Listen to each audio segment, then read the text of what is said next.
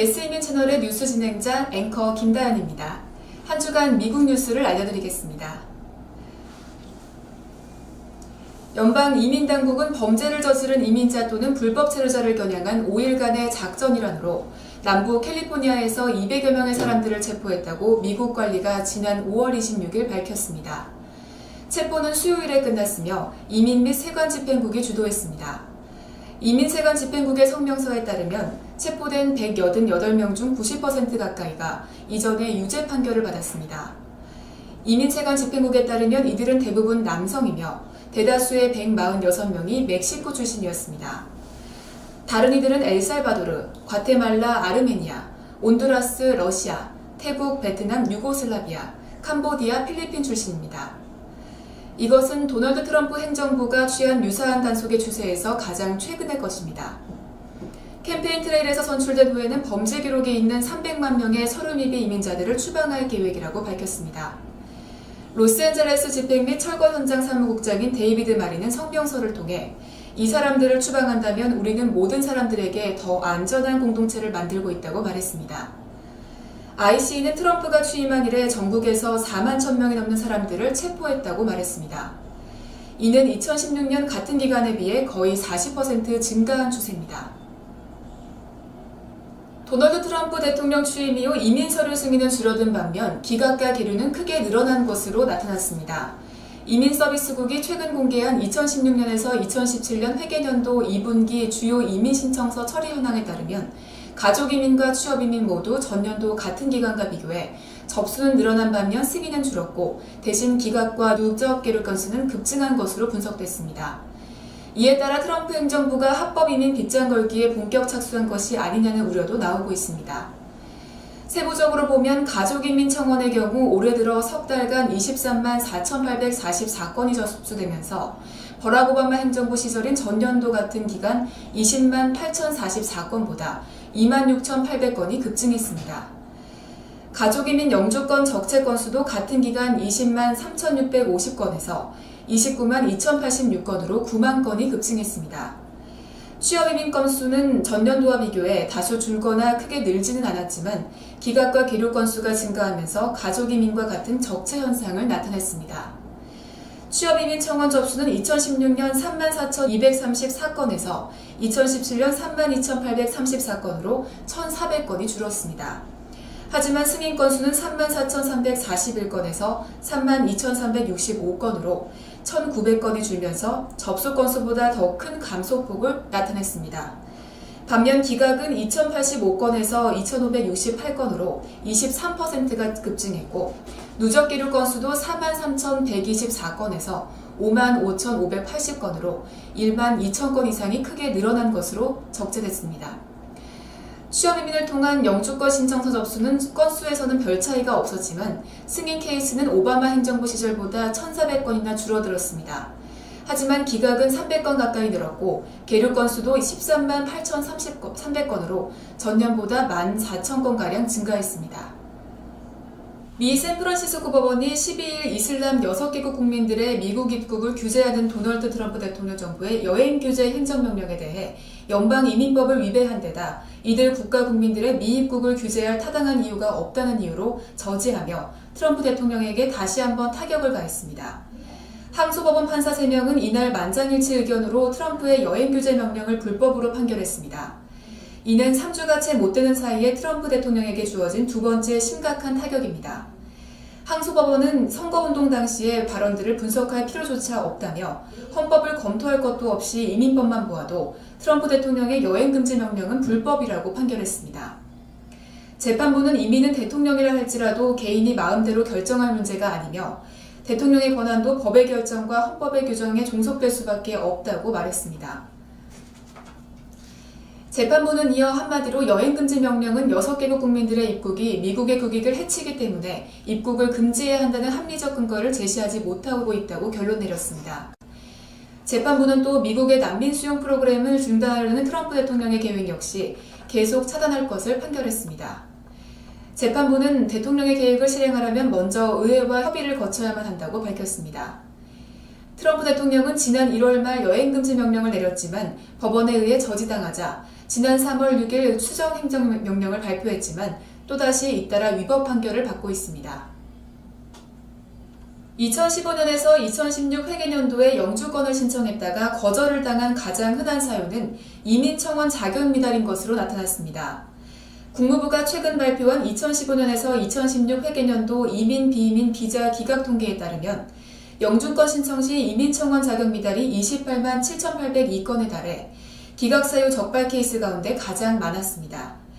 이 중 65%가 18만 8,472건은 항소와 보충 서류 등을 통해 구제됐지만 9만 9,330건은 부적격 판정을 받아 실제로 최종 기각됐습니다. 기각 사유 적발과 실제 기각 케이스 둘 다 가장 흔한 사유입니다. 이 밖에도 국무부 통계에 따르면 허위 서류 제출, 이민법 위반 후 불법 체류, 미입국 등이 최종 기각돼 부적격 사유 상위에 랭크됐습니다. 또 지난 10년 내 미국에서 매춘 혐의로 적발된 사람 가운데 상당수도 영주권 신청을 거부당한 것으로 나타났습니다. 한편 이번에 발표된 통계를 보면 가족이민 신청자들은 가족이민청원 단계에서 8.5%, 영주권 신청서에서 11% 정도 기각되고 있습니다. 반면 취업이민의 경우 취업이민청원 단계에서 10.5%, 영주권 신청서에서 5%가량 기각돼 이민청원 부분에 따라 다소 차이를 나타냈습니다. 지난해 미국 비자를 취득한 한인들이 전년도보다 소폭 늘어난 것으로 나타났습니다.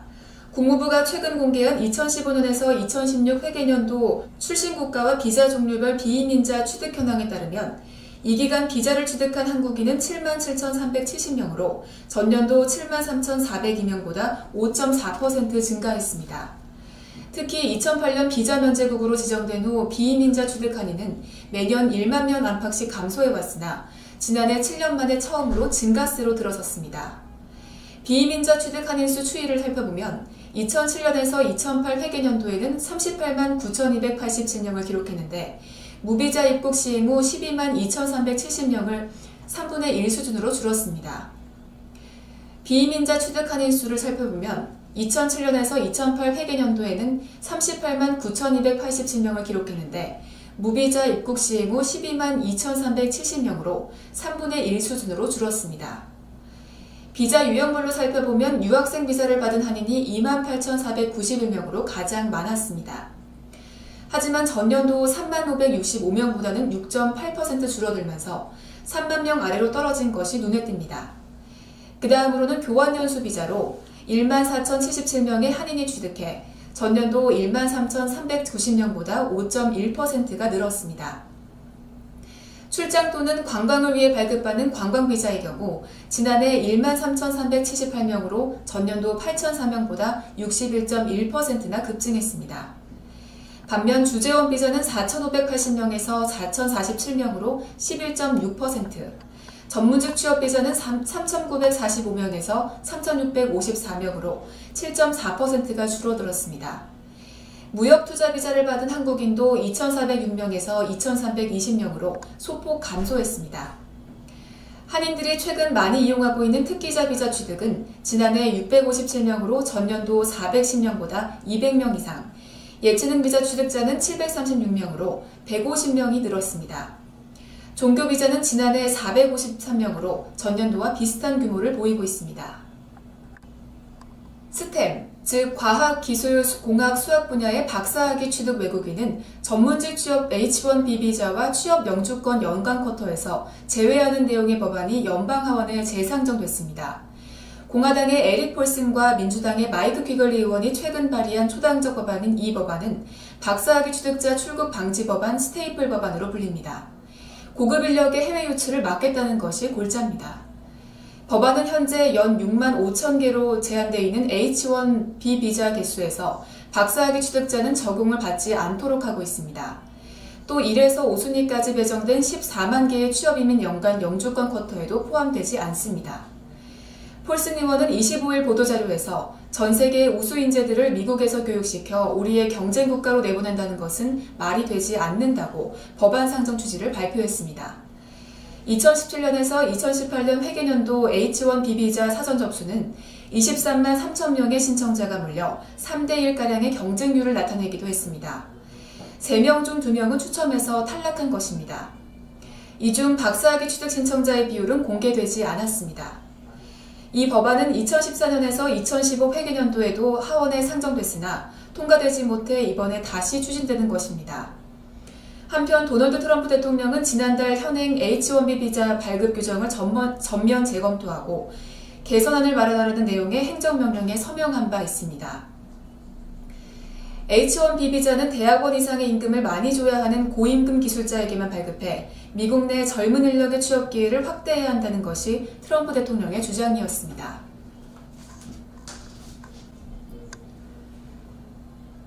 방학 시즌을 맞아 이민세관 단속국이 24일 유학생 비자 소지자의 해외여행과 여름 단기 취업 시 주의사항을 발표했습니다.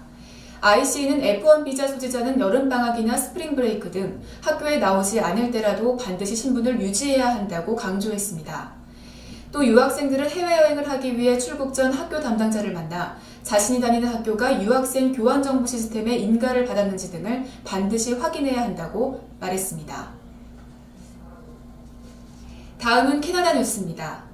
캐나다 연방자유당 정부는 기존 급행이민제도 익스프레스 엔트리와는 별도로 다음 달부터 외국 전문 인력을 대상으로 신청부터 취업 허가까지 절차를 2주일 만에 마치는 초고속 프로그램인 글로벌 탤런트 스트림 GTS를 시행한다고 밝혔습니다. 정보산업 분야 인력을 유치하기 위한 것으로 도널드 트럼프 미 행정부 출범 직후부터 검토해온 것입니다.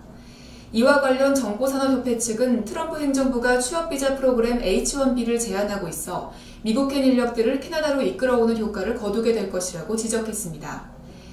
IT 업계는 급행이민 제도를 통한 신청자가 국내 취업 허가를 받기까지 6개월 이상 걸리고 있어 개선책을 요구해 왔었습니다. 취업이민 한 전문 변호사는 자유당 정부가 업계의 요구를 받아들여 획기적인 새 프로그램을 마련한 것이라며 필요한 인력을 바로 영입할 수 있게 된다고 설명했습니다. 캐나다 정부는 곧 GTS 시행 내역을 발표할 예정이며 이후 주기적으로 성과를 점검해 필요할 경우 제도 자체를 손질할 방침입니다.